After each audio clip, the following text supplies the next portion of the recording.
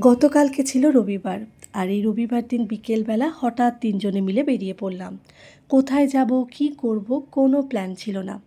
মাঝে মাঝে এই উদ্দেশ্যহীনভাবে ঘুরতে যাওয়াটাও ভীষণ ভালো লাগে। নিউ টাউনে যেতেই সূর্যাস্তের আগের মুহূর্তে সূর্যটাকে দেখে এত ভালো লাগছিল যে গাড়িটা দাঁড় করিয়ে সেখানে কিছুক্ষণ সময় কাটালাম। ভীষণ ভালো লাগছিল চারিদিকের পরিবেশটা। তারপরে সেখান থেকে আমরা চলে গেলাম অ্যাক্সিস মলে।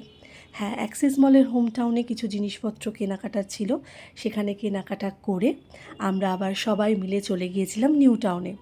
রিসেন্টলি আমার ভাইয়ের বউ নিউ টাউনে একটা ডান্স স্টুডিও খুলেছে, সেই ডান্স স্টুডিওটা দেখতে গেছিলাম, ভীষণ সুন্দর হয়েছে। সেখানেও বেশ কিছুটা সময় কাটালাম। তারপরে সবাই মিলে চলে গিয়েছিলাম টি জাংশনে। চা ছাড়া কি গল্প আড্ডা জমে? আমার তো একদমই জমে না। গতকালকে সন্ধেটা ভীষণ ভালো কাটলো।